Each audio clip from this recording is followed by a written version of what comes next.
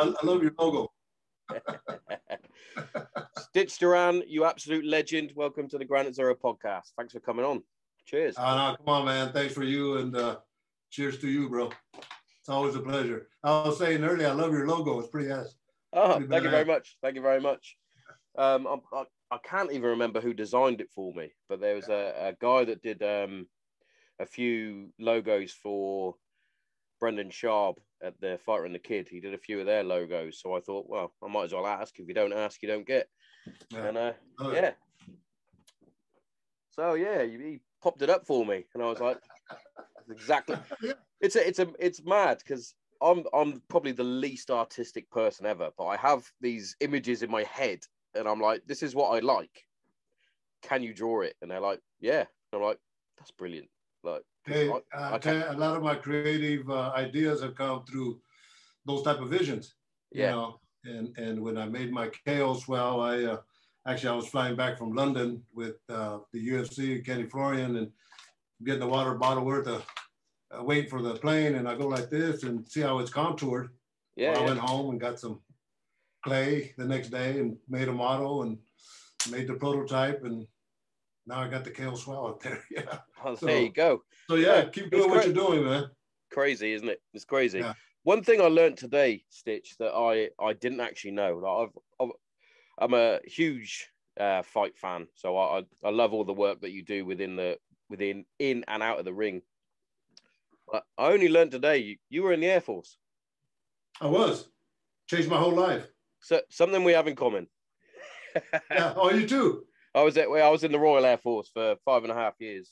What years? Yeah, you're younger than me, so yeah. Yeah. Well, no disrespect, but a lot younger. But yeah. No, that's a good thing. Hey, man, if you get to be at my age, you're blessed. You know, that's I grew up as a farm worker. Yeah. It's a real small town, born and raised in what they call migrant camps, where we lived in housing supplied by the people that had the crops. And I loved playing American baseball. So when I got out of high school, I walked into a college and started practicing with them, but I didn't have a car. So I joined the military. In 1972, I joined the Air Force. And I always told myself if I ever went there to the Orient, I would like to study the martial arts. And at that time, Bruce Lee was real big. Yeah. So they stationed me in a place called Thailand. 1972, young kid, didn't know what the hell it was. Saw my first Muay Thai fight, and from there, started my whole career. Hooked. Yeah, because I assumed that you would have started from boxing, but obviously being stationed in Thailand, there's only one route you're going to go down in Thailand. Yeah, that's it. Well, you know, ironically, at the base, I was at Utapao. At the base we were at for the GIs, they had Taekwondo. Oh, yeah. Taekwondo, Thailand, to me sounds like the same shit, right? What do I know? Yeah. You know, so for the first 3 months, we started training, and the Koreans left, and the Thais took over the program, and they still kept the Taekwondo thing, but they kind of transitioned us into a lot of the Muay Thai system. So I got the benefit of both. Well, that's what you got to do, isn't it? Especially, nowadays, especially, like you got to master several different aspects of fighting, I believe. My first love was boxing in terms of fight sports. But yeah, definitely boxing. Yeah. So, did you do much fighting at the start, or? You know, kickboxing was about this big in the United States. Yeah. It was literally in its infancy stage, and that wasn't my goal anyway. I had a 8-to-5 job, had a free company car every 3 years. I got a new car, and Ford LTD. I looked like a gangster, but it was an 8-to-5 job, a great job, but no, So I remember when I got out of the military, I lived in Oakland, and I went into a Taekwondo school or class at the college because it was free. But I went in as a white belt and kind of whooped the shit out of everybody. And but no, that was it was just it's infinity stages. Joe Louis, Bill Superfoot Wallace, that was way back, but they were kind of like in the South. so I was out of that element, and but I always had kickboxing in my mind. And when I got to Oakland, that's why I got into boxing to improve my hands. And from there, I started working with amateur fighters, boxers, and I moved up to the suburbs, and I opened up my school of kickboxing, ASK, the American School of Kickboxing, with a credit card. Show you how crazy I was. Paid for the paid for the carpets, for the mirrors, for the the equipment, and from there, people had already known me as a trainer, and so from there, it just kept going forward and forward, and I worked with guys like Javier Mendez from AKA. He was a fighter, and I've worked with him many times, and so yeah, that's how I got started. Steve Fossum, they just passed away. He was the president of IKF. I promoted the first fights on his ledger, so got part of that history. That is some history to have as well. Yeah, I mean, like as you said, like kickboxing was never the biggest sport. I believe it's not exactly humongous now, especially over here in the UK, and not so much in America. But abroad, like Holland and obviously further east you go, it's a lot bigger. And it's crazy how different sports sort of go on the up. But so setting out as a coach, was that a sort of a goal that you had, or did you want to be a fighter first, or was it I prefer coaching? Yeah. Well, fighting was really not even in. I mean, I knew nothing about it, bro. To be honest with you, I told you, I grew up in a town of 1,500 people, all Mexican farm workers. So I really wasn't attuned to the world, the nature of the world. I was just glad to have studied the martial arts, and I never let my family know that that whole year I trained. And I remember I got back and at home, and my younger brother, he's holding a baseball mitt, and I do a spin kick, and I kind of knock it off him, and it kind of freaked him out. And they got me against the wall. I put my leg all the way up against the wall, and so I came back as a different person. And they didn't know that. But no, that was never, it was never something that it was too young and not even in my ideas. I did join a couple karate tournaments when I got back to the States, and whooped the crap out of everybody, with just my legs. And one guy said, because I guess it's a point system, and one guy told me that I hit too hard. And I just couldn't understand that, so but that's how I got started. And, I felt the pains, I felt the getting cracked, I felt, the bone to bone checks and all that. So I've gone through all those elements, and that's why I understand a lot of these fighters. Yeah, I was going to say that's got to really help in terms of becoming a coach, and obviously becoming the great cut man that you are now, is the fact that you've been there and you've done it. You know what it's like. You know exactly what the fighters want to do, especially the top level fighters. Obviously, they're not going to want to quit. I know a handful of fighters from the UK now, the likes of Mason Jones and Jack Shaw, and those guys throw down, and it's like, well, sometimes someone's got to let them know that you need to chill out a little bit. Yeah, it's got to be. But having that, the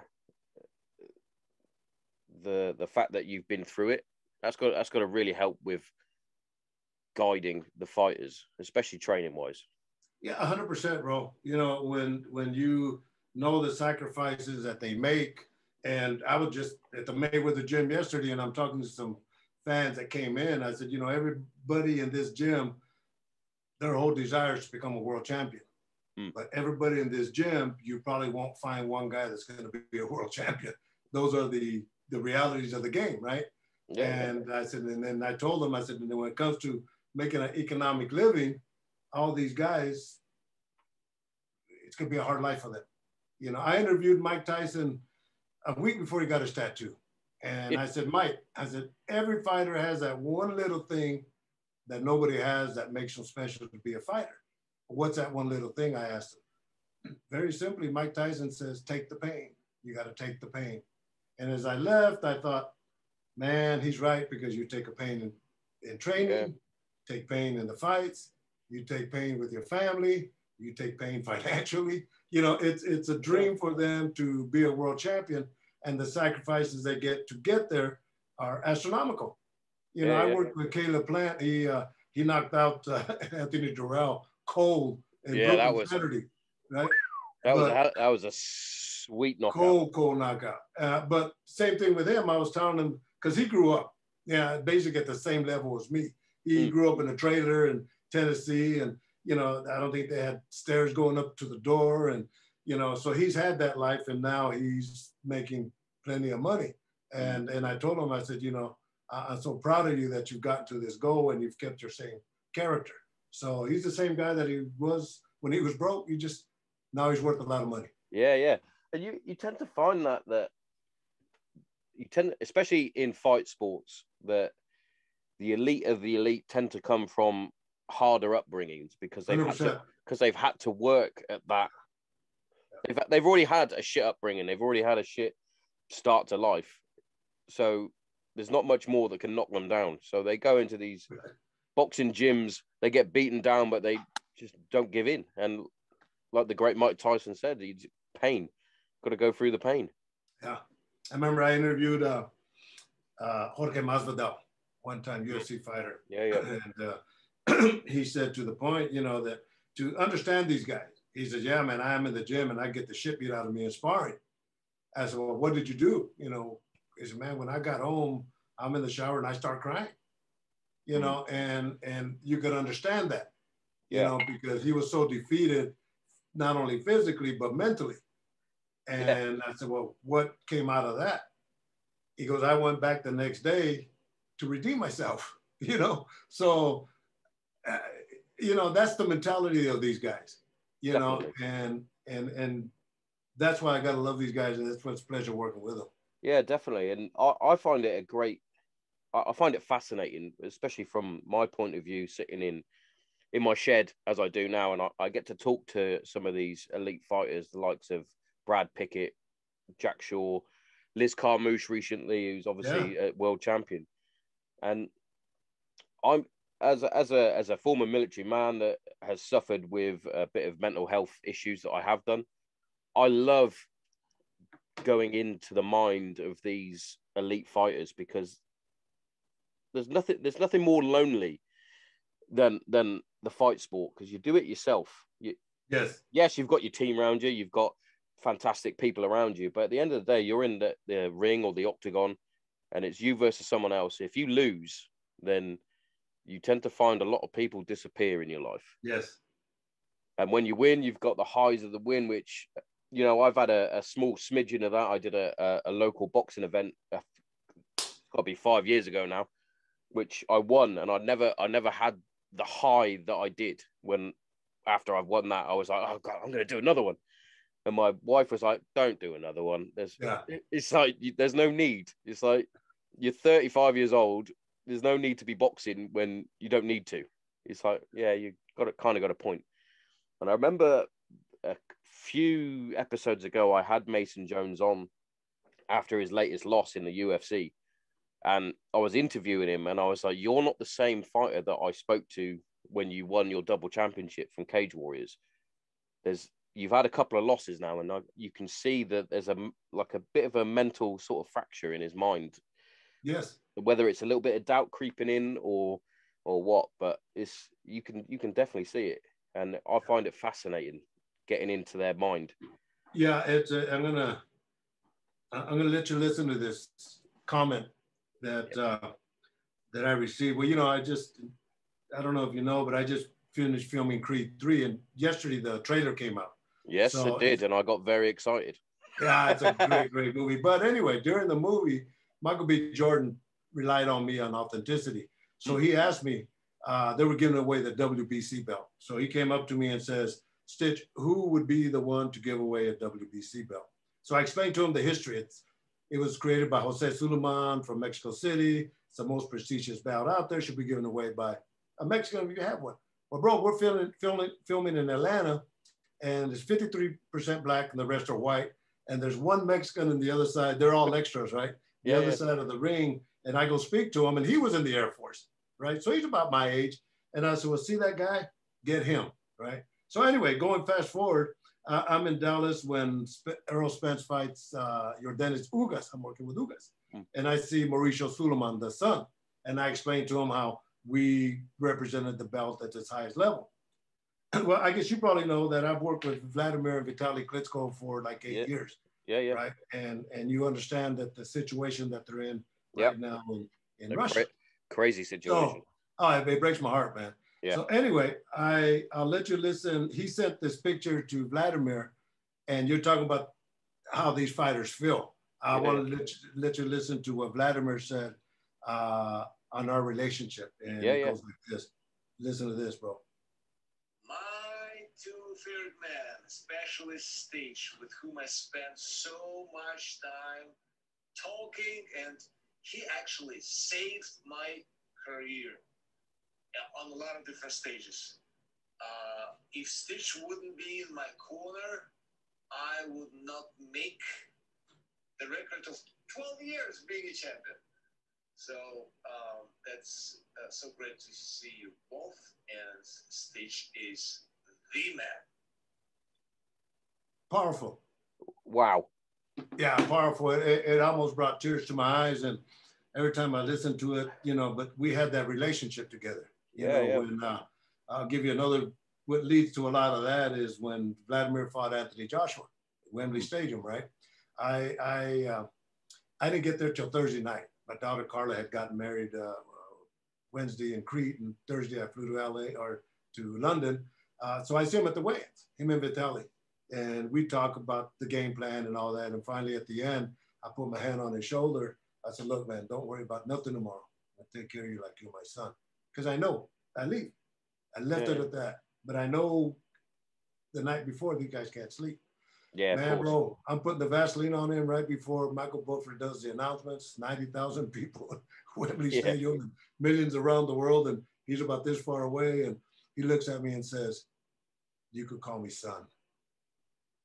Man, that gave me chills right from get-go. Yeah. Months later, well, he called me after the week after. "Hey, Daddy," we talked. But months later, I see him in Germany. And I said, "Vladimir, that one moment, why?" And he says, "Stitch, there's very few people I trust in my life. You are one of them." That is obviously probably the biggest compliment you could get, especially with the fighters that you've helped throughout the career within the UFC and boxing and whatnot. And it's amazing to watch as an outsider looking in at how calm the fighters are when they're with you. You can see them with others and they're a bit more jittery and things like that. It's as though you have a unique bond with the different fighters that you've got. You're wrapping their hands, and I've never seen fighters so calm when they're sat in front of you. And it's crazy. How do you get the rapport like that? Is it just through the years of experience that you've had, or is it just that you're just a calming person? Well, both. I am. That's one of the key elements of being a good cut man is keeping your composure, right? But I understand these guys, and you're right. When I'm wrapping their hands, it's between him and I, right? And like Tyson Fury, right? But you talk to him, and when I first met him, I said, "Look, I'm gonna take care of you like you're my son. I'm gonna keep ice on you every round, and this and that." And when he beat a man, Deontay Wilder, we're in the dressing room, and he's in his shorts, and I'm packed up and ready to go, and I'm saying goodbye, and gives me a kiss on the cheek and says, "Stitch, I love you." So thanks for keeping ice on me. But those moments that I have with him one-on-one, because I sat down with Tyson. I said, "Look, man, here's what we're going to do. Boom, boom, boom. And don't worry about nothing. You just go out there and kick ass." So I put that in their mind. And that's not something that you go to a school to learn. You have to be in the trenches to understand. Yeah. So what sort of led you down the path of becoming a cut man? Well, I had my school of kickboxing, and it was ironic because I was a trainer first before I was a kickboxer. That's why even when I moved to Vegas, I didn't come to be, I've been here 28 years, but I didn't come to be a trainer because I thought all the great trainers in the world were here. But I could do what they would do, right? But being a cut man was, when I had my school of kickboxing and working with a lot of good fighters, that's one of the projects I had to learn to do, encompass everything economically, but then I wanted to learn all aspects of the game, right? And at that time, it was only boxing. And the guys in boxing, their mentality is different than the young generation of cutmen. Now, their mentality was, well, I'll give you an example. So I go to a boxing event, and the Bone Crusher Smith is fighting Marvis Frazier, Joe Frazier's son. And this guy does a good job in the cuts, the fight before that. So I go up to him and I say, hey, how you doing? I'm trying to learn to be a cut man. Can you tell me what you did?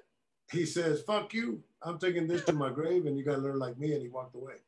Wow. And I thought, man, I felt about this big, but I said, I'm never going to be like that man. And I've told this interview hundreds of times and never thrown his name out. But now I go back with Andre Ward. Andre Ward's super middleweight champ, and we're both from Oakland, the Bay Area. And I go back, and he forgot about it. It's been years and years, right? He just encouraged me not to be like that.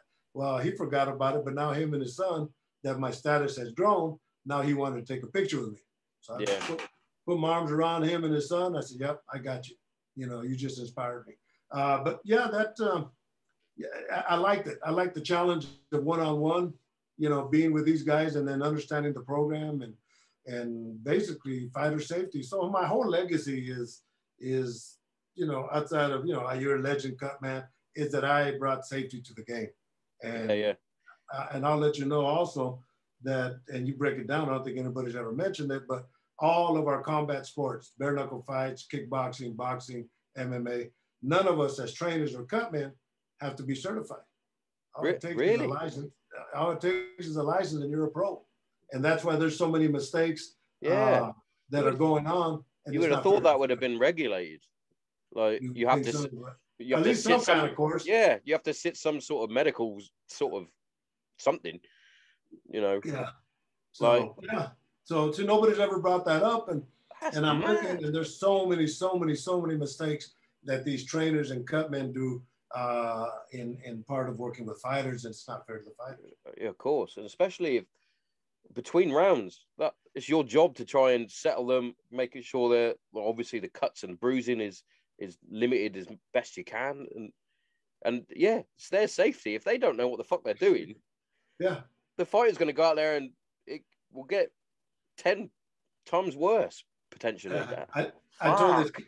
I never knew that, Stitch. Never knew that. No, see, I'm educating you. None of us have to be certified, and matter of fact, I was talking to Salah. He's one of the great Cuban trainers that works with a lot of fighters in Vegas.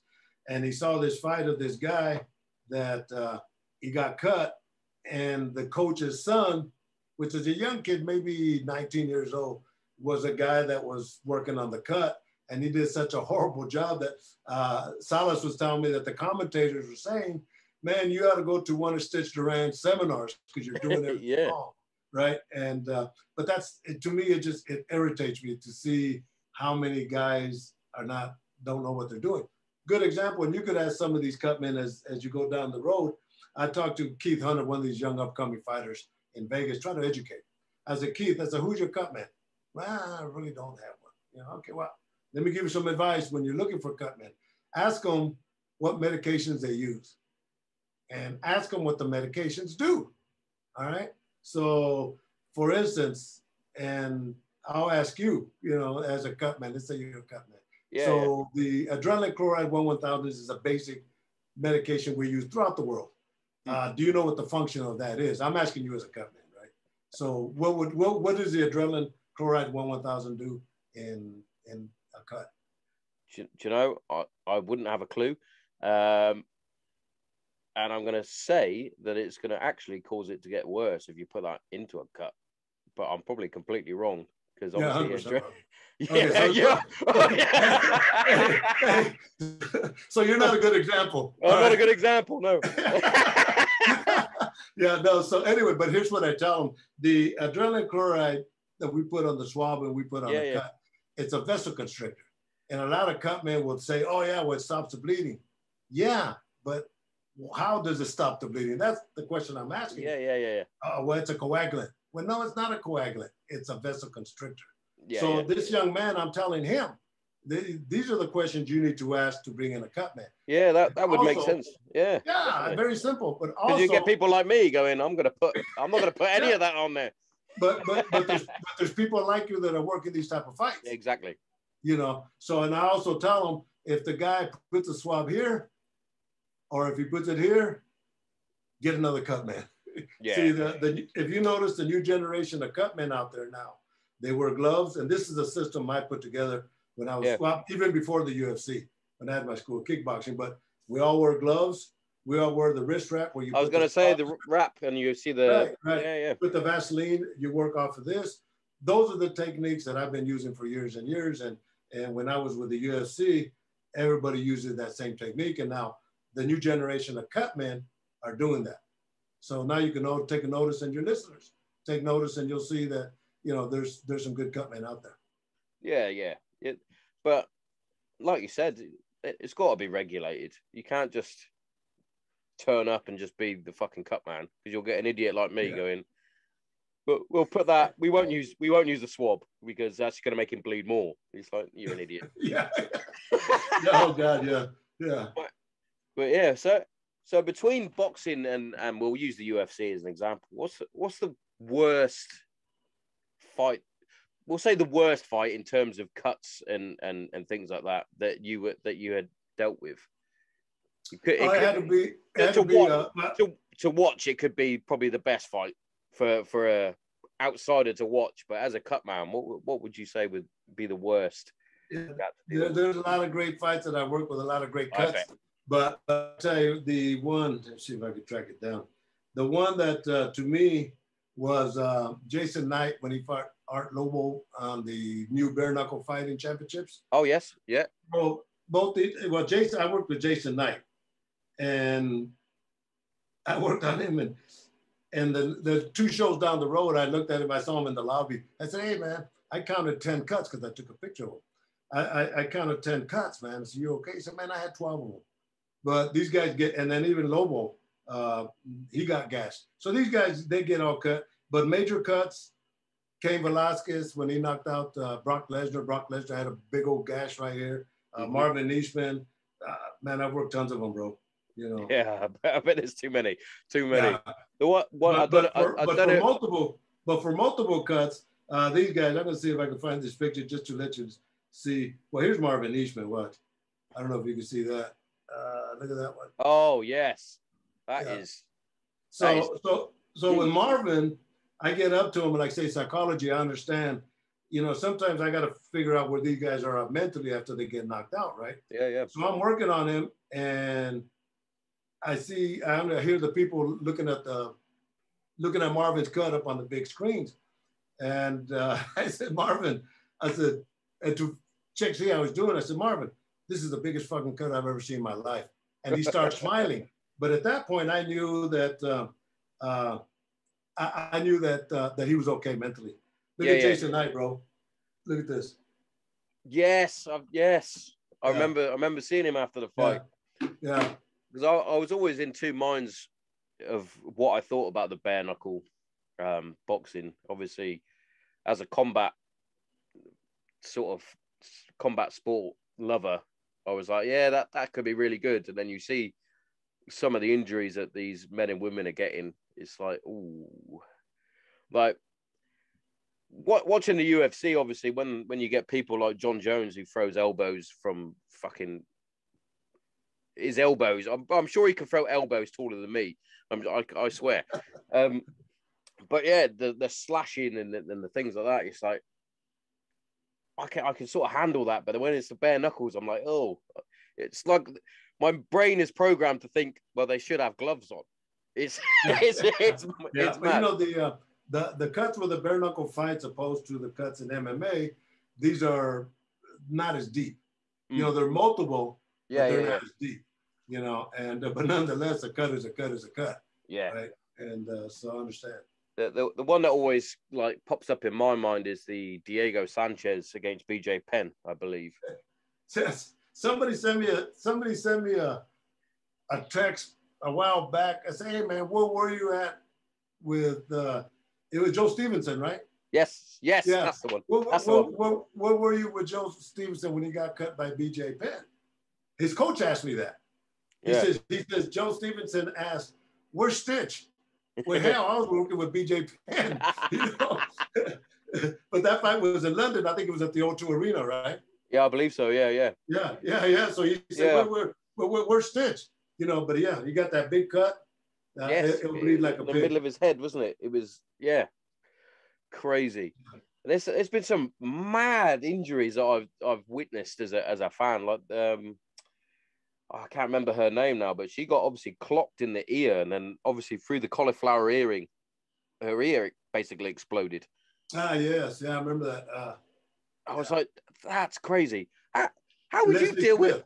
That's the one. How would you deal with that as a cut man? Like, don't worry, your ear's hanging off. But... Yeah, well, you know, in all fairness, when you look at cuts, you can look at them whether the cut is going to give the fighter a disadvantage. All right, whether you get blood in the eyes, whether the eyes close shut. A busted ear, though it's probably you're gonna lose some blood. It's gonna suck a little bit in the fight. Yeah. So let them fight. Unless it's split wide open, you know, you got to make your judgment call. Yeah. I've said similar things when I've been watching fights with my missus. Like she's like, "Oh, he's cut," and it's like it'll be below the eye on the cheek or something like that, and it's coming down. She's like, "That's a huge cut. Why are they still letting it fight?" I went, "Well, because he can see. Yeah, he can still fight. He can see. He's not wiping the blood out of his eye. It's not across his eyebrow or anything like that. He hasn't obviously used the swab to, you know, or not use the swab." You're fired. Yeah, I got sacked. I'm gonna tell her when I go in. I got sacked as a cut man. It's not happening. By Stitch. Yeah, that's mad. I just got sacked by Stitch. Not having that. Hey, well, real quick now, tell me about your 5 years in the Air Force. Where were you stationed at? So, tell you what I'm going to do. Let me just check the time. We've got 7 minutes, that's right. Because using Zoom, it gives you 40 minutes and then it cuts you out. So I might have to send you another link. All right. But we'll deal with that when we get there. So I was originally stationed in a small sort of area in the UK called Suffolk, surrounded by pig farms and turkey farms and things like that. But when I passed through my training, I ended up going to Iraq the first time. My little claim to fame on that, I was on the last ever foot patrol by a British force out there. Basically, the role I did in the Air Force, I was in the infantry. So similar to the Marines and the Paras, they're going to hate it if they listen to this back. They go, "No, you're fucking not." But yeah, in terms of explaining it, yeah, we did basically what the Marines do for the Navy. We did that for the Air Force. Yeah. If people hate that, go fuck yourself. Don't care. But yeah, I was in the same position. I was a cop in the Air Force, right? But yeah, our job was we were the guys that carried the weapons, right? And exactly. But no, I was going to tell you, I did a lot of armed forces entertainment tours. Awesome. You know, throughout Europe, but was in Afghanistan and Bagram, and I remember a couple stories where it was a coalition, right? So this guy from Poland, we're at the chow hall, and everybody has their weapons on, and he says, "You know, Stitch," he goes, "I studied Brazilian Jiu-Jitsu, and it gave me the common effect to accept death. So if I hear the bullets coming at me, bing, bing, bing, I said, you know what? If I'm going, I'm taking it with me, right?" I said, wow, that's the mentality of these warriors. Another guy from Croatia, he recognizes it's me and Jake Allenberger and Amir Sadala, and we take a picture, and he tells the two guys, "Hey, look, no offense to you guys, because I want to take a picture with Stitch." And he puts his arm around me. He tells them, he goes, "I'm not a fighter, I'm a killer." And I'm thinking, wow, you know, that's the mentality, and that's what they respect. That's why I did all these tours all the time. Yeah. We're different type of animals. And I always support like the military fighters that then end up doing combat sports, because I think there's a lot of us out there that probably could have gone that extra step if we chose to do that path. But then you look at the elite of the elite, you've got the likes of Tim Kennedy, Brian Stan from the American side, and then from the British side, there's Jack Marshman, the Hammer, crazy fighter. Like he just keeps on fighting. And I still remember the stare down between Tim Kennedy and Michael Bisping. And being a British person, I'm always going to support Bisping. So I'm always like, fucking Bisping's going to do Kennedy. But then when you see Bisping chatting shit and trying to be the big man against Tim Kennedy, I'm like, Tim Kennedy's he's been to war, actual war. He's scared death in the face. You're not going to intimidate him like that. You might beat him in the actual octagon, but in the weigh-ins and things like that, you ain't going to intimidate. He's not a regular human.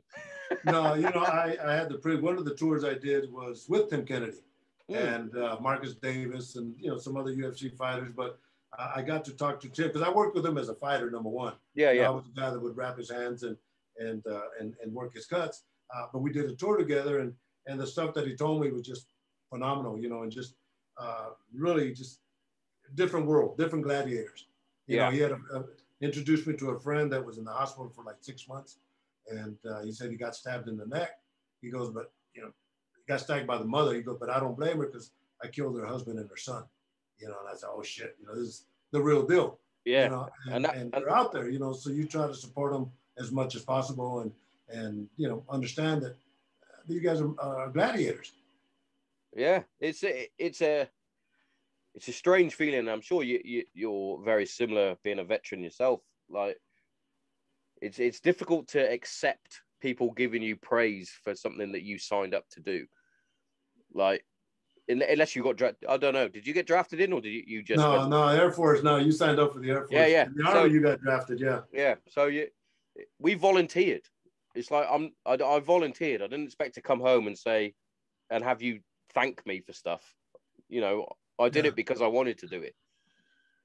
And that's how I've always been, you know. I joke with my wife all the time because she'll make me do the fucking dishes or something. I'll go, well, I'm a war hero. Why are you making me do shit like that? Yeah. But then I always like laugh and go and do it anyway. But yeah. Hey, just like me at home, I'm Jacob, right? Everywhere else throughout the world, I'm Stitch, but at home, I'm Jacob. You know, Jacob do this, Jacob do that. You know, exactly. So you kind of lose your credibility when you get home. Mm. So you mentioned you got a daughter. How many kids have you got, Stitch? Might I ask? 4. Two girls. Yeah, 1, 2, 3, 4 grandkids. Wow. The 2 girls live here in Las Vegas. The 2 boys live one in California, one in Michigan. And, so California's not too far away. My geography isn't great with America. Yeah. That's something. That's something. And being it, Papa Stitch. Yeah. That's, you know, really, I'm a family man. I love that. You know, I work on the weekends. I do a lot of traveling to fights. Monday through Thursday, I'm home. You know? Yeah. I go visit the gyms, say hi to the guys, shoot the shit with them, and that's it. It's my life. You know, I'm not. Something that you've done for a while, and it is what it is, isn't it? Yeah. Was there much sacrifice at the start, like in terms of family? Yes.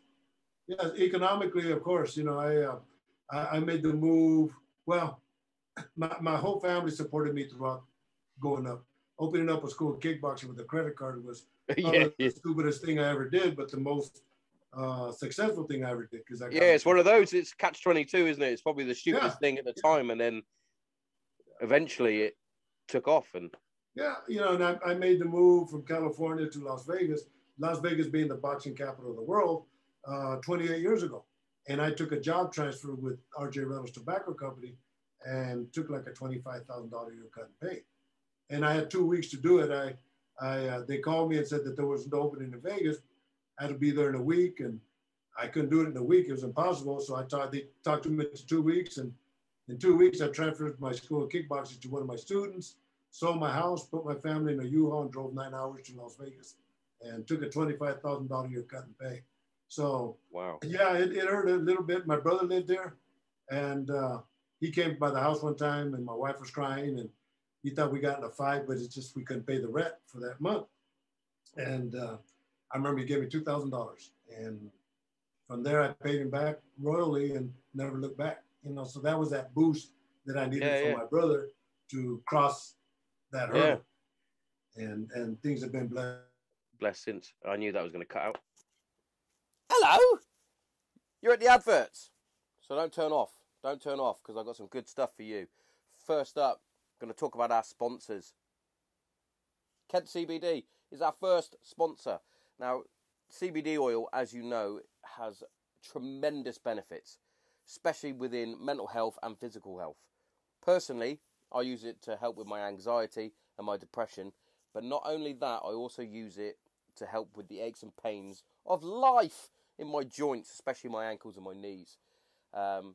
But yeah, without CBD oil, I would have still been on my antidepressant tablets, which I'm no longer on. So, you know, every cloud. And what we're going to do here at Granite Zero is we're going to give you 10% off everything from oil, muscle rub, jellies, bath salts, the lot. Yeah? Make sure you get in there. www.kentcbd.org. Put in the promo code GRANITE0 and get yourself 10% off. You are welcome. But also, if you're like me and you love a nice cup of coffee. Now, for me, I only drink one coffee, and that's Green Beret coffee. Now, I don't only drink it because it's out of this world fucking coffee, roast to order, grinded to whatever specific grind you want. But not only that, it's veteran owned and veteran run, which, you know, hits me right in the feels. So make sure you check it out, Green Beret coffee. Get yourself a nice cup of coffee. I drink it dark, just like my soul. Incredible stuff, incredible stuff. And what I'm going to give for you, I'm going to give you 10% off. So once you get to the checkout, once you've got all your coffee, your products, your apparel, whatever you need, get to the checkout and put in the promo code GZPodcast10 and get yourself 10% off. Courtesy of the Granite Zero podcast. You are welcome. Now, that's enough of me talking about this stuff. Back to the regular scheduled show. Check it out!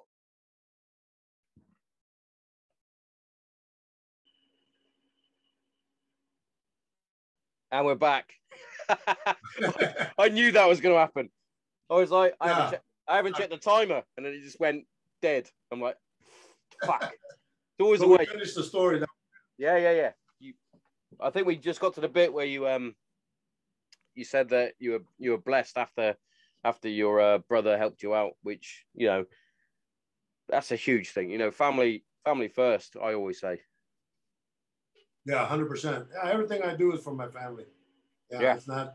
I think the only jewelry I have is my wedding ring. You know, and that's it. Yeah, I'm not into the fancy stuff or anything like that.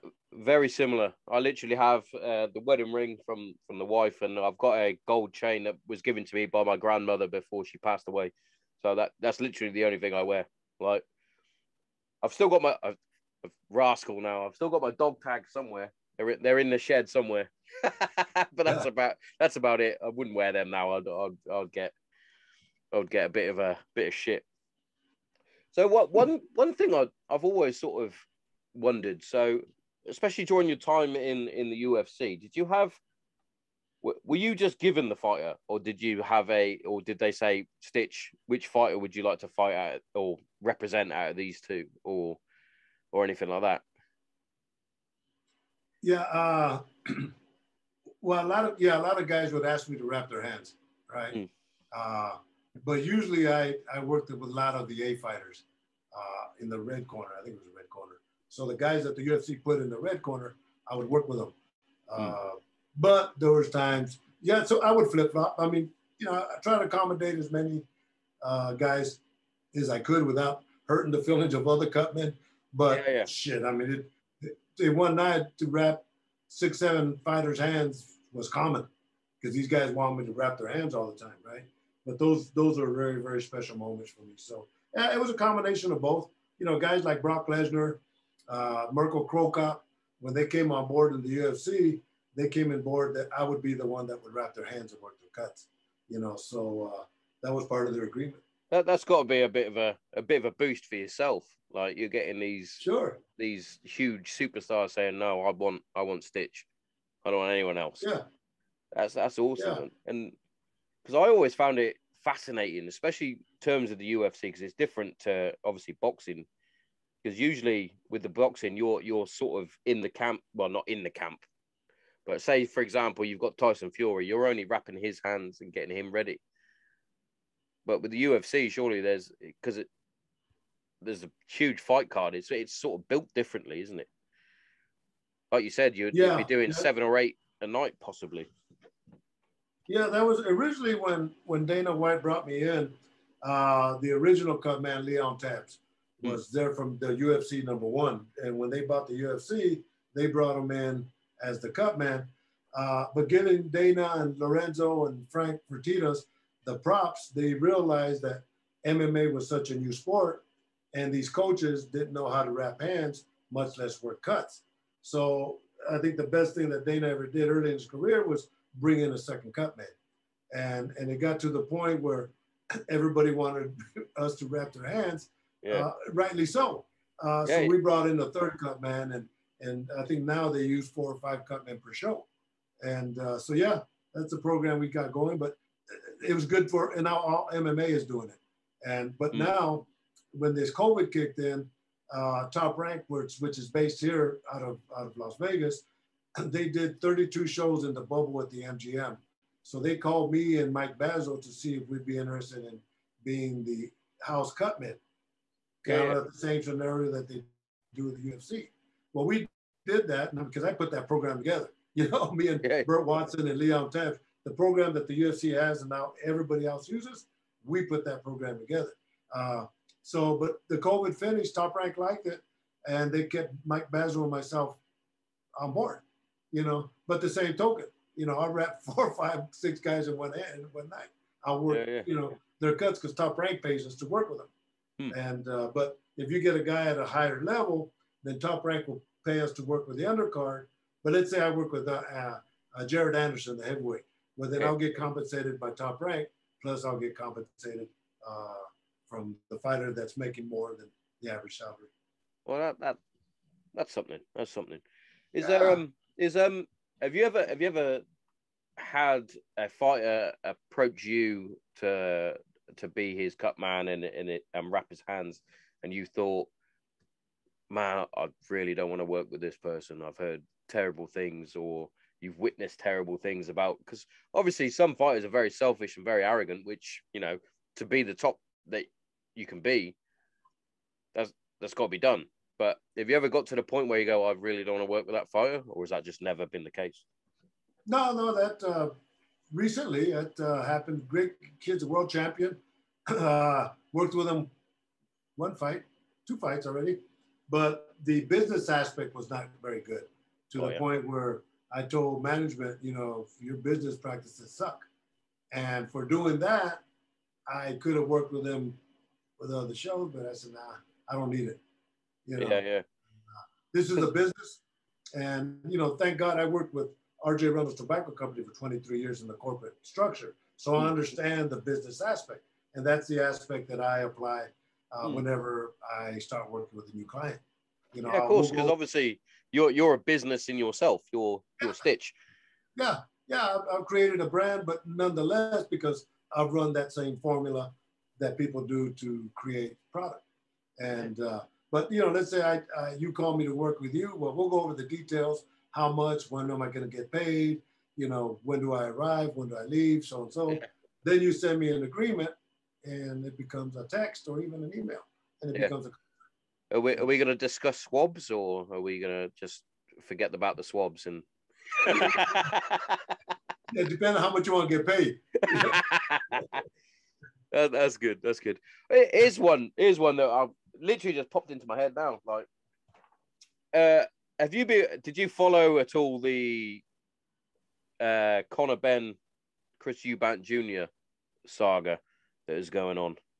No, it's not big news over here. It's not big news over there. So obviously it's over here, this side of the pond, it was a very big thing, because obviously Nigel Benn and Chris Eubank Sr. obviously had their rivalry throughout the years, and it was a very bitter rivalry. And now their sons are trying to fight. And obviously there was one thing that really stuck out. I've had too many whiskeys. Stood out in my mind was the hydration clause that they put in for Chris Eubank Jr., where he would obviously have to cut weight to the point and then not hydrate properly, which I thought was a crazy clause to put in, which I believe Chris Eubanks Senior didn't like, and obviously for the right reasons, because that's a crazy clause to put in. If he's sucking weight, you've got to hydrate. Because obviously fighters suck down, they lose the water weight, don't they, to get on the scale. Yeah, I don't know what the agreement says, but logic would tell me that some associations, I think the IBF has that, where once you make weight, you can't gain no more than say 10 pounds. 10 pounds beyond, which to me, I mean, it's all water weight anyway. You know, you're not going to get mass within. So I tell you, none of us have to be certified to be considered pros in doing what we do. Exactly. So there's education that goes with that, right? Well, you know, you could hydrate 10 pounds worth of liquid in your system. It's not that hard to do. You see what I'm saying? Yeah, I get it. Yeah, it's good to get like your side of the thing, because obviously from a layman's point of view, I'm thinking he's sucked out a lot of water weight. He's going to be very dehydrated, and not being able to hydrate as properly. There's obviously going to be less fluid on the brain potentially. Yeah, well, you know, that's another. I think it's a myth that I did a documentary years ago called Boxers Now, and I interviewed this one doctor. And the whole theory that if you dehydrate to the point where you're going to lose water in your brain, the quote that was mentioned to me was that that's impossible, because you would have to, if you lost that much water in your system that it would affect your brain, you wouldn't be able to function.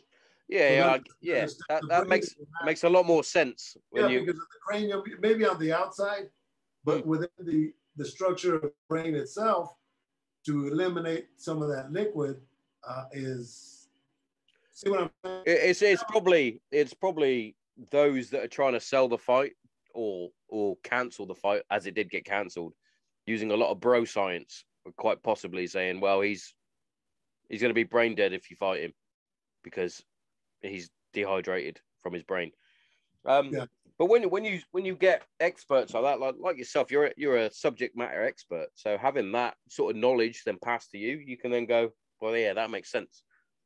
Yeah, well, I'm not an expert at that, but I have common sense. You know, you're a fight expert, Stitch. Don't give me that. You're a fight expert. Stop it. But I don't want to take that. Hey, I don't want to take that blame. But Stitch says no. Oh, I'm doing it right. I've got, with my massive platform that I have. Stitch said, right. Yeah. So that's gospel. Logic will say. Yeah, right? But long story short, the fight got cancelled anyway because I can't remember the drug specifically. It was an estrogen booster, I believe. So a lot of people think he was using it as a masking agent for other substances, but you know, it could have been anything, you know. Well, that's that same point you just said right there. It could have been anything. See, I don't get into all those little assumptions. Yeah. And we don't know, bro. But listen, if you dried out 10 pounds and you start drinking water, and 24 hours from now, you're gonna feel fine. You know? Yeah. And I was explaining it to my brother-in-law. In fact, he was like, because he said the same, like, oh, he had no fluid on his brain. His dad was saying that he would die if he fought, and blah blah blah. And I was like, well, if you take someone like, well, I use the example of George St. Pierre. I'm like, he walked around at like nearly 200 pounds. He cut weight to 175. He then rehydrated, so he was like 190. I went, but do you know what I mean? He's not like gone, I'm eating everything, I'm taking all these supplements. He's rehydrated himself, and his body's gone, I'm going to take all these vitamins and minerals, and it's mad. It's like, yeah, he gained a lot of weight in that time, but it's not like it's... Yeah, it's a science, no doubt. And wrestlers are good at it. They're better at it than boxers. I went to Japan with Frank Trigg. He lost 18 pounds in one day, bro. Jesus Christ. To the point where he just laying there and he's a slug. And that's craziness. But the part that's hard is he ended up winning the fight the next day. You know, so that, you know, that just continues that process. But I guess, you know, through long term, you know, your kidney damage, your liver damage, and definitely, you know, just from dehydrating itself and taking those. I remember myself as a sort of personal note, when I was going through I did boxing for the Air Force. I boxed for the Air Force, and I remember I turned up to, you could call it fight camp, and I was way overweight. I was not where I should have been, Stitch. I was nowhere near. And they were like, you've got to put the fucking effort in. And I was like, okay. And I literally, my meals were, I had an apple for like breakfast, an apple for lunch, and for dinner, I could probably have some chicken and some rice. And then I was training 4 times a day. I was in the sauna. I had the fucking sweatsuits on. I went from, I'm going to use kilos now just to confuse you. I went from, I think it was 83 kilos to 75.1 in 3 days. And I was, it was a big weight cut. And I remember getting ready to go to this boxing tournament. And I was like, I'm fucked. If we get into this tournament, I'm not going to win any fights. There's no chance. They were like, why not? And I went, I've got no energy. It's gone. And there's no, in amateur boxing, there's no chance for me to then rehydrate and get, because if I win that fight, I've got to weigh in the next day for the next fight. And I was like, it's not going to happen. And then they fast forward me to probably a year later after I've been on deployment. I came back and they went, Tommo, are you fight ready? And I was like, no. And they went, doesn't matter. You're fighting in Manchester. You've got to fight against a bloke in the Olympic gym. I was like, okay. What weight? And they went, light heavyweight. And I was like, I'm 5'6". Why are you putting me up against a light heavyweight that's going to be at least 6'2"? Yeah. Yeah, a little bit of a mismatch. Yeah, I lost that fight. And again, going back to how we were at the beginning, it was the loneliest place I've ever felt. Yeah. When I lost that fight. I was heartbroken. Oh, I can imagine, yeah. Yeah, so even at amateur level, then you put that up against someone like Anthony Joshua that's fighting in front of 90,000 people, especially against the last fight against Alexander Usyk, and he was like, I could kind of see why his brain sort of mangled and he went a bit off the rails. Yeah, it was a shocker, especially being at home for him. You know, and that's, you know, like I say, deep inside, all these guys are babies, man. And big babies. Big babies. You know, you got to understand that you got to work with them on that, you know, and cover their back one way or the other. How did you find doing the Hollywood movies? I've got to ask this because I'm a big fan of the Creed movies and Balboa, especially. Yeah, I've been blessed. You know, I like my 7th movie. But yeah, I mean, I've done 3 movies with Rocky. You know, I'm not even an actor, right? So I did Balboa, his last fight. I was the cut man for Antonio Tarver, Mason the Line Dixon. Yeah. I did Creed 1, Creed 2 with Stallone, and of course Creed 3 with Mike. So I've done 3 with Michael, 3 with Stallone. Woody Harrelson, Antonio Banderas. I did my first one was Played to the Bone. Then I did Ocean's 11 when Lennox Lewis fought Vladimir Klitschko when they robbed the casino. But right after that, I started working on Vladimir, right? And then I did an MMA movie with Kevin James. And Here Comes the Boom. Here Comes the Boom, yeah. So I'll tell you a little story behind Here Comes the Boom. So in movies, when you have lines, you get what they call residuals.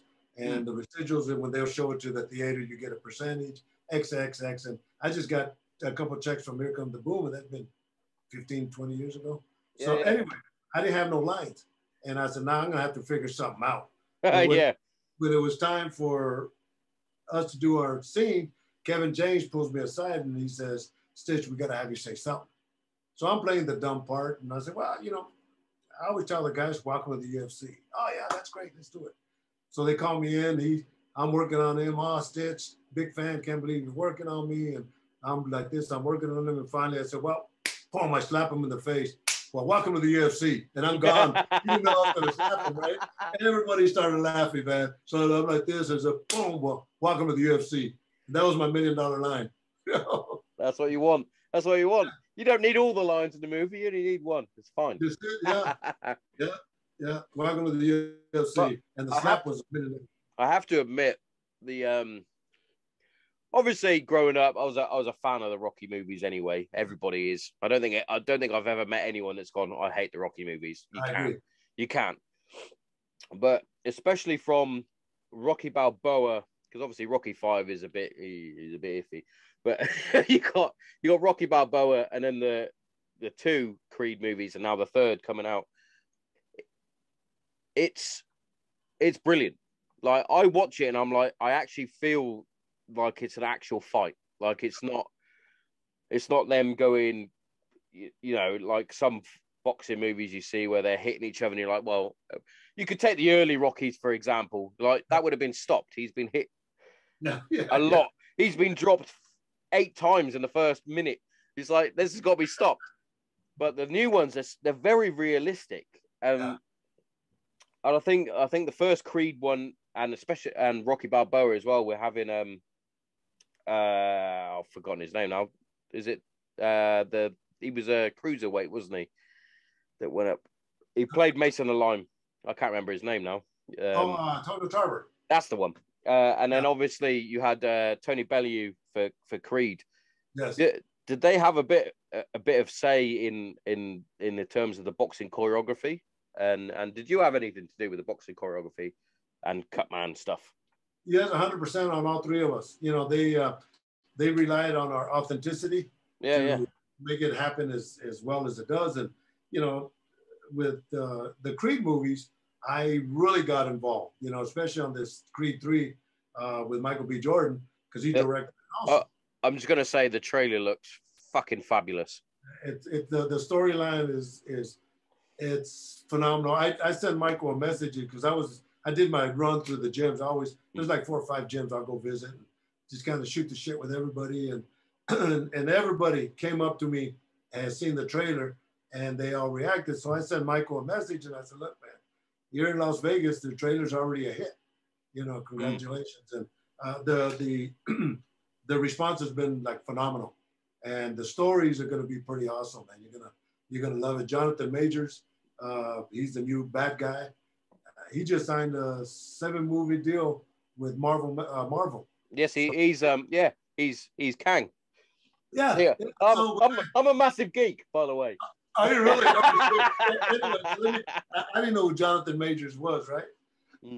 And so I'm wrapping his hands, and just like you said earlier, I like talking to the guys when I'm rapping them, and they ain't saying nothing to me, you know, and I'm not used to that, right? Yeah. So finally at the end, he wants to get up and leave. I said, no. We always tap and we always hug, right? So we did. But then I realized later, I said, man, what a jerk, man. You're just an asshole. But he was in character. And I've never seen that before. And from there on, I showed nothing respect to him. And that makes sense. That makes sense, yeah. He was in character. And, you know, at the end, he's telling me he loves me, gives me a hug, wants me to sign the gloves that I wrapped his hands with. And we became friends, you know. But, yeah, tremendous guy, man. So he's gonna be a good villain. It looks good, and I got a lot of Rocky 3 vibes from it. Clubber Lang, he seems very, very similar. Yeah. And like I literally watched Creed 1 and Creed 2 literally 2 weeks ago, because I think they're fucking brilliant. That and my all-time favorite boxing movie is Southpaw. I don't know if you're a part of Southpaw. Southpaw. Yeah, with Jake Gyllenhaal. Yes, and Forrest Whitaker. Yeah. So you're talking about authenticity. Let me bring Southpaw up, right? Yeah. Because I love that movie. You bring it up. You can kill my dreams if you like. Yeah. That's what I saw. All right. So Forrest Whitaker is one of these cut men that I was talking about. Mm. So in the movie, the cut is right here, right? Yeah. And as you see, when he's working on the cut, he's putting the swab up here. So he's missing it by about an inch, yes. right? And guys like us, we look at those little details. See, so right, you do exactly what I do when I'm watching war movies. Yeah. But you're obviously watching a boxing movie and you're like, well, he's done that wrong. Yeah. He's doing that wrong. I'm sure if you went back and watched the original Rockies, you'd be like, well, he's fucked Rocky right up here. He needs to sort him out. So, I told Stallone, I said, Sly, you know how many times I have had to dispel that myth of cut me Mick? Oh, the cut me Mick. Yes. Yeah. I said it would never happen. Number one, when the eye is closed shut, the referee's going to stop the fight. All right. Because they sort of bring a similar thing in Creed 1, and you tap him on the head. I'll tell you about that one when I finish this one. All right. So, but I tell Stallone, I said, look, that's a big myth. Number one, he can't see, so he's at a disadvantage, and that's when they stop a fight. But if you want to cut me Mick, number one, we're not surgeons. Number two, you would be doing it in a filthy, unsanitized place. And number three, it would be another negative because now you're getting bleeding, blood everywhere. Yeah. So that's a myth, but it was great. Cut me Mick. Hey, it was great. It was great in the 70s. We'll let him have it. Yeah. So listen, let me go fast forward with Creed. Yeah. So Ryan Coogler, the director, young director, it wasn't even in the script. It's a Stitch. What do you think about this? Yeah, let's do it. I love it. Yeah. We're watching the movie at the premiere. Arnold Schwarzenegger and all these celebrities are in front of me and all that. They all stand up and start clapping. Yeah, that was that Rocky scene, right? Dun, dun, dun, dun, dun, dun, dun, dun, dun, yeah. Yeah. So it was okay. That's part of Hollywood. But in reality, I wouldn't let it happen. If the guy can't. I was gonna say, because obviously, as a cut man, you're for the fighter. As much as you want them to carry on fighting, you're not gonna put him in risk. Right, 100%. And here's the big question for you, because it came up on this is way back when Creed first came out. So when Michael B. Jordan gets knocked down by Tony Bellew, they said that actually happened and he actually knocked him out. He heard him. Is that genuine? Yeah. Well, fucking hell, Tony. It's a fucking movie. What are you doing? He did say. To be fair, Michael B. Jordan did say, he went, I wanted it to be as real as possible, so I've thrown the lazy fucking hook out, and he's come over and he's hit me, and I was gone. Yeah. and then you see him like get hit and he's down, and it's like, is that fucking real? And it's like, it fucking is real. He's out. Yeah. Do I get in the ring or what? Everyone must have been like, what's happened here? This is madness. Yeah. Tony's a great guy, man. I love Tony, and he did a good job on this one also. Yeah. So. I'm a huge fan of Tony Bellew, and I was actually I was rooting for him, but I was actually sort of scared for him when he fought Alexander in the heavyweight division. I was like, as much as I love you, Tony, I don't.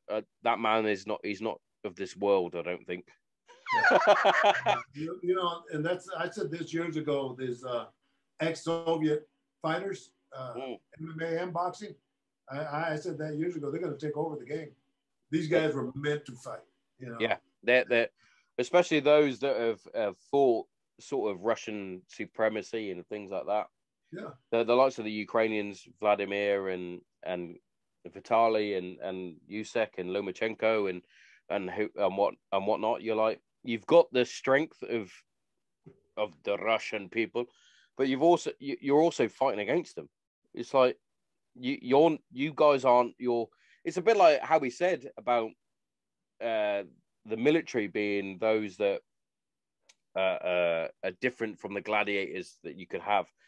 Those guys are unreal.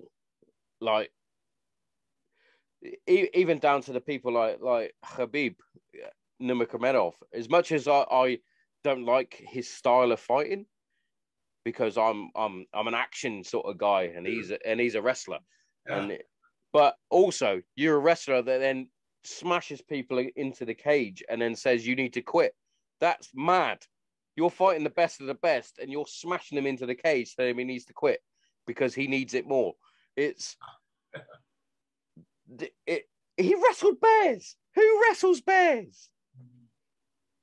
They're different. They're different breeds. Yeah, Dagestan, the fighters from Dagestan, when I was before the COVID, I was working with Bellator and PFL fights. Yeah. When I saw the manager for the Dagestanis, I knew I was going to wrap 4 or 5 hands. Every Dagestan fighter that was on that card, they wanted me to wrap them. Yeah, they're not. They're different. They're different in loads of aspects of life, and even through time. So you've got what I call the great generation, obviously the guys and girls that fought and helped within World War II. And then your sort of generation, as you came through, you got Vietnam, Korea, blah, blah, blah. Up until sort of my time, we fought in Iraq and Afghanistan, blah, blah, blah. And now you got this new generation that's built on TikTok and social media. And I was winding my kids up earlier saying that you're the soft generation. And you look at these people, that the likes of Habib and a few others that I can't pronounce their names, from Dagestan and things like that. You're like, that the people that haven't got the necessities that we've got, the phones, the access to social media, that sort of thing, you can see that they're built different. Which is why I was trying to like say to a few people, like, obviously Ukraine are doing a wonderful job at preventing what is going on with Russia. But it's like, if we got called up to go to war with Russia, there's only a handful of people like myself that have been to different war zones now. The rest are going to be from 18, 19-year-olds that are coming up now. And it's like, Russians and Ukrainians and Dagestanis and whatnot, they don't give a fuck about your pronouns. do you know what I mean? They don't care. And you know, the world's going soft stitch at the minute. Yeah, no, you get a few fighters that are coming up. They're going to be trained in mixed martial arts. They're going to be trained in boxing, that are going to be world champions, sure. But you know, are they going to be as lethal and as brutal as the likes of Habib, or even back into the 80s when you've got the likes of Mike Tyson? Nah, not having it. I'm not having it. Never know. Yeah. Well, no. You never know. They might, excuse me. They might well be as skillful and technical. Will these new up and coming fighters have the same brutal killer instinct as those that were brought up in the 80s, 90s, even back to the 70s? I don't know, Stitch. I don't know. Yeah. No, you still got a lot of places that aren't above the comfortable living standards. So, you know, you're always going to have gladiators. If they don't come out of Russia, they'll come out of somewhere else. You know. Yeah. So. I'll tell you a story, Stitch. So when I served out in Afghanistan, we met up with some locals, and they turned to me, being someone who, as I said, was 5'6". I'm quite a stocky guy. Excuse me. I'm quite a stocky guy. I'm quite well built. I always have been. And this young lad, he's an Afghani sort of native. He was no bigger than, I would probably say, about 135 pounds, if that. And he turns to me and he says, "You wrestle?" And I was like, "No," because British, we don't wrestle. I was like, "No, not really." I went, "But I'll fight you." And he was like, "Cool." I went, "All right." So I gave my rifle to one of my oppos, took my body armor off, because what do I need that for? And we stood there, and I gave him the biggest double leg takedown you'd ever see. I smashed him to the floor, and I got up, and I was like, yeah, like, fuck you. And he went, no, we don't wrestle like that. We come close. And I was like, all right. So he sort of gave me this fucking hug thing. I'm still confused to this day what he did, but basically what he did, he got underhooks on me, didn't he? And got the grip in. And me being a fucking complete novice, I was like, well, I'm fucked. And him being that close, I've never been slammed so hard by someone so small in my life. And I was like, Jesus Christ.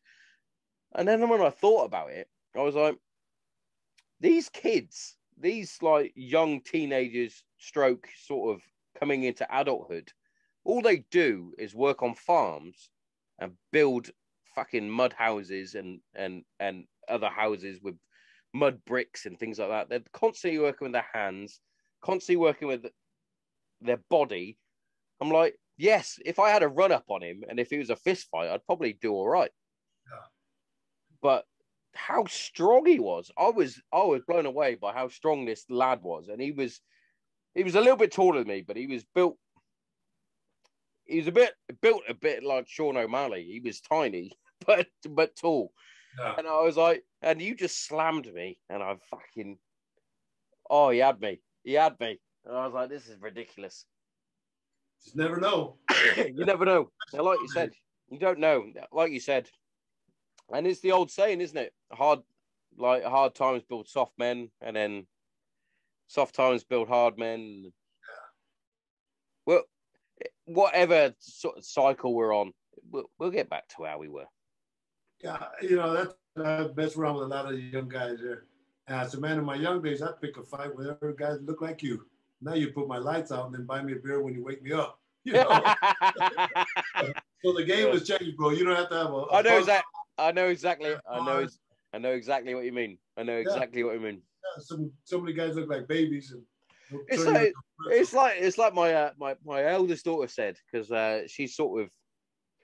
she's intrigued by learning how to defend herself, but also she's a girl, so she kind of feels like I don't need to know how to defend myself. And I'm not in the same aspect. I'm like, well, you need to know how to defend yourself just in case I'm not there. On a side note, her rear naked choke is the most vicious thing I have ever taught her. She wrapped my father-in-law up like a pretzel, and he was struggling, and he's quite a well-built bloke. And I'll send you the video after this. It's unreal. But she was like, what do you do if you're in a fight? And I went, well, for a start, take it from me, you don't want to use your fists as a fist. Because if it's not wrapped and things like that, you'll probably break your hand on someone's head if you're going to hit them. And you probably want to use like a palm strike, going full boss routing, when you want to use a palm strike or something like that. And she's like, all right. And then my wife was like, why are you teaching her this? I went, well, she needs to know. As a dad with daughters, you probably did similar things, I'm sure. Yeah, well, yeah. All my kids at the school kickboxing, they're all good at what they do. Yeah, exactly. They grew up in the gym. Yeah, it's one of those that I always thought, like, I'm not going to teach you to go out and start a fight and have a fight, because I've done that as a young man, as a teen, and it's probably the worst mistakes I ever made was having street fights. When you look back on it, it's stupid. Yeah. At the time, you think it's probably the best thing it's ever done. I knocked the fucking shit out of that bloke. It's fucking brilliant. When you look back at it now, you're like, I was an idiot. What was I doing? So I was like, I'll teach her how to defend herself if she needs to. I'm not teaching her how to go and start a fight with someone. Definitely not. Yeah, when I had my school kickboxing, our motto was, we'll show you how to fight, so you don't have to.